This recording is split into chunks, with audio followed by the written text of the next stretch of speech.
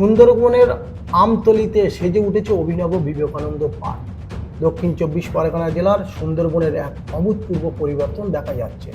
গোসাবা বিধানসভা কেন্দ্রের অন্তর্গত আমতলী গ্রামে উদ্বোধন হলো অত্যাধুনিক বিবেকানন্দ পার্ক। উদ্বোধন করেন সাংসদ প্রতিভা মণ্ডল। যা একদিকে যেমন আধুনিক শহর পার্কের আদলে সাজানো, তেমনি গ্রামীণ পরিবেশের সাথে মিলিয়ে তার নিজস্ব শোভা তুলে ধরছে। আমতলী গ্রাম, যেখানে প্রতিদিন মৎস্যজীবীরা সাগরের ঝড়ঝঞ্ঝা, কুমিরের ভয় এবং বাঘের অস্ত্র উপেক্ষা করে জঙ্গলে মাছ ধরতে যান, সেখানে তাদের দৈনন্দিন জীবনযুদ্ধের সাথে মেলানো হয়েছে এক নতুন দিগন্তের সূচনা। কৃষিকাজ ও মৎস্য শিকারের মধ্যে সীমাবদ্ধ এখানকার জীবনযাত্রা, এখন সেখানে এসেছে বিশাল পরিবর্তন। কলকাতার আধুনিক পদ্ধতি অনুসারে গড়ে উঠেছে বিবেকানন্দ পার্ক। এই পার্কে 8 থেকে 80 সকলের জন্য কিছু না কিছু থাকছে। ছোটদের জন্য আছে খেলার সরঞ্জাম, বয়স্কদের জন্য শোভনীয় ফুল ও একান্ত পরিবেশ, যেখানে তারা একটু সময় কাটাতে পারবে। একদিকে যেমন শহরের পার্কে সুসজ্জিত সাজ, অন্যদিকে গ্রাম সৌন্দর্যের সঙ্গে মিলন। এই পার্কটি এখন আমতলী গ্রামের গর্ব। পার্কটির যিনি তৈরি করেন আমতলী গ্রাম পঞ্চায়েতের উপপ্রধান রঞ্জন কুমার মণ্ডল।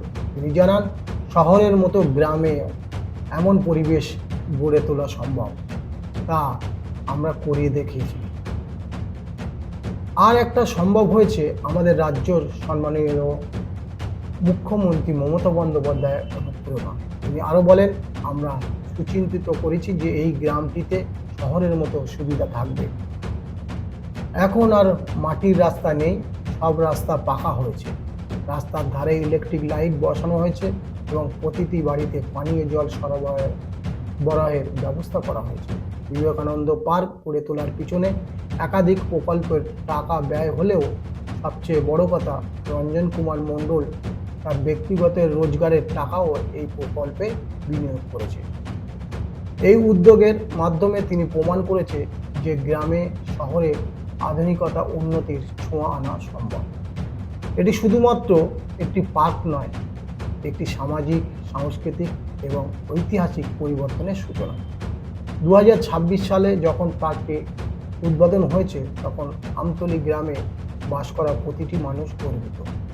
তারা জানেন এই প্রকল্প শুধু তাদের গ্রামে নয়, পুরো সুন্দরবন অঞ্চলের জীবনযাত্রাকে বদলে দেবে।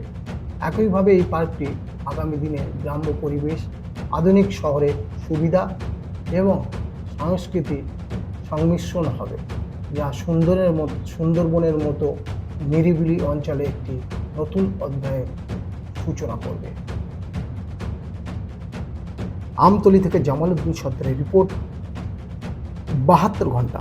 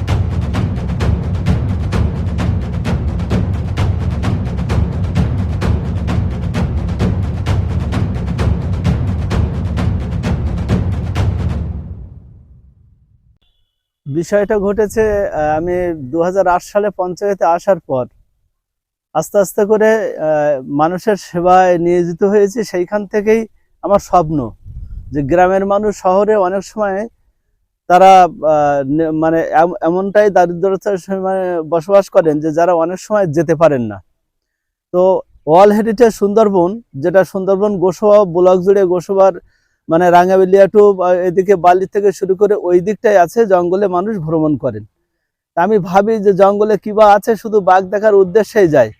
তো যেখানে গোসবা ব্লকের মধ্যে একেবারে শেষ প্রান্তে আমতলী অঞ্চল আছে, আমার সবসময়ের জন্য ভাবনার মধ্যে ছিল যে মানুষের জন্য একটু বিনোদন, অর্থাৎ শিশু থেকে বৃদ্ধ পর্যন্ত সার্বিকভাবে যাতে তারা এই গ্রামের মধ্যে একটু তারা সময় কাটাতে পারে, খেলাধুলার মধ্যে থেকে হোক, আনন্দের মধ্যে, গল্পগুজবের মধ্যে থেকে হোক, এমন কিছু করতে পারে, সেই ভাবনা ভাবতে যে বিগত 5 বছর ধরেই আমার ভাবনাটা মানে আস্তে আস্তে করে আমি প্রথমে ফ্লাড সেন্টারে আমার বাউন্ডারি ওয়াল করে দিয়ে সেখানে কলকাতায় ঘাস টাস এনে কিছু করা তৈরি করি, সেখান থেকেও একটা বাউন্ডারি ওয়াল করে রেখেছি। তারপরে মনে হলো না, এইটুকু জায়গাতে পার্ক বলে কিছু হয় না, এটা একটা সামান্য একটা জায়গা, মানে আমাদের মিটিং সিটিং এর জায়গা।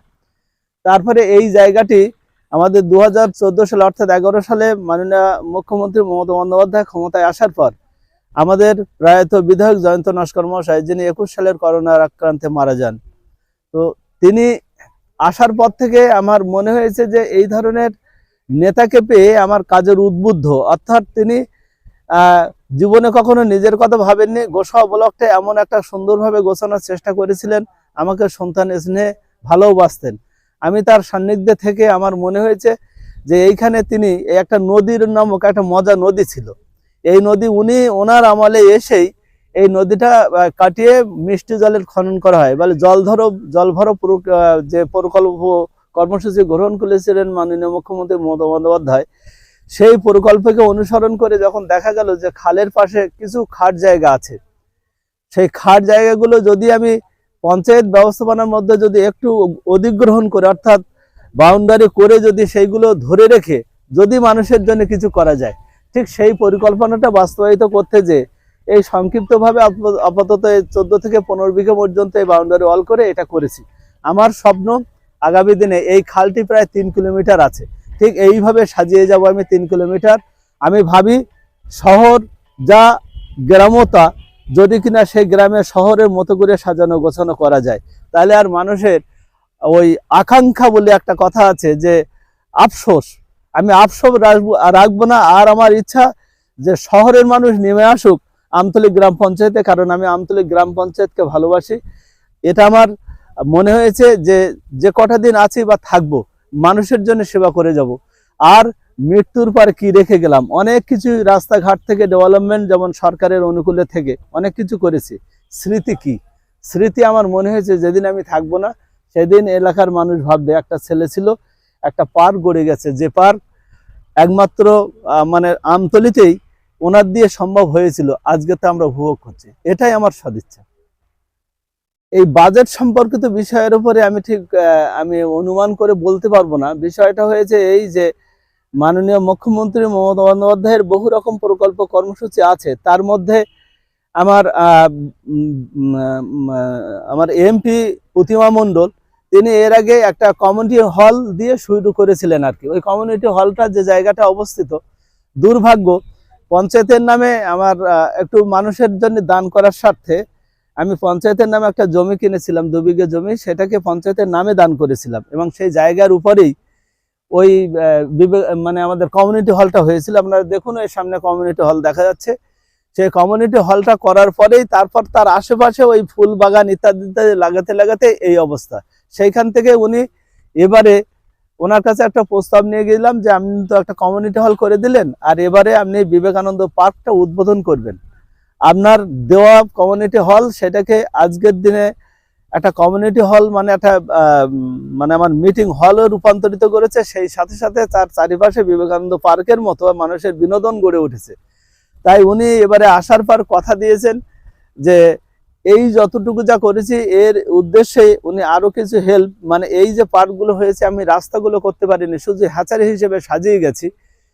তো এইরকম একটা পরিস্থিতির মধ্যে আর কিছু গ্রাম পঞ্চায়েত মানে থেকে কিছু খরচ আমরা ওন সোর্স ফান্ড দিয়ে কিছু করা হয়েছে। আর গোসবা পঞ্চায়েত সমিতি থেকে ওনারও একটা প্রপোজাল দিয়ে রেখেছি। মোটামুটি এইভাবেই মোটামুটি আমরা চেষ্টা চালিয়ে যাচ্ছি। নিজে অ্যাকচুয়ালি ঘটনা হয়েছে এই যে পঞ্চায়েতের টাকা সবটা না হলেও যখন আবেগ বা অনুভূতি আমার জেগেছিল, আমি আমার কিছু বিষয় সম্পত্তি ক্ষতি করে এখানেও কাজেও লাগিয়ে দিয়েছি। আমি বলেছি যে আমি আমার জীবনের যা কিছু আছে সেটা মানুষের জন্য, তাই মানুষের সেবার জন্য আমি কিছু আমার বিষয় সম্পত্তি যতটুকু ছিল সেগুলো প্রায় বিক্রি বাটা করে এর পিছনে আমি লাগিয়ে দিয়েছি। এছাড়া 5 বছর কি কি কাজ করলেন? 5 বছরের বলতে অ্যাকচুয়ালি ঘটনা হয়েছে এই যে 11 সাল থেকে ডেভেলপমেন্ট করতে করতে এখানে কোনো মাটির রাস্তা ছাড়া ইটের রাস্তা বা ঢালাই রাস্তা বলে কিছু ছিল না।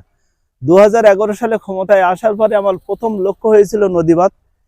নদীবাঁধের সাপের ডাড়ার মতো ছিল, সেখান থেকে আমি 10 থেকে 12 ফুট মাথা করে প্রথমত সেই নদীবাঁধ ইরিগেশন সহ এনার্জি প্রকল্প আসার পর থেকে ওই একটা সুযোগ পেয়েছিলাম, সেই সুযোগে নদীবাঁধগুলো চওড়া করা হয়েছে। রায়মঙ্গল অর্থাৎ ইতিহাসের পাতায় লেখা আছে রায়মঙ্গল নদী, সেই রায়মঙ্গল নদীতে যখন বছরের পর ভাঙন অর্থাৎ 2009 সালে 25 মে যে আয়লা হয়েছিল, সেই বিধ্বংসী আয়লাতে একেবারে আমরা আমতলী অঞ্চলটা সম্পূর্ণভাবে প্লাবিত হয়েছিল। একবারে ধ্বংসস্তূপ থেকে সেইখান থেকে গড়তে গড়তে মোটামুটি এখন রায়মঙ্গল নদীর সাইডে আমরা ব্লক ফিশিং করে রায়মঙ্গল বাঁধ রক্ষা করেছি।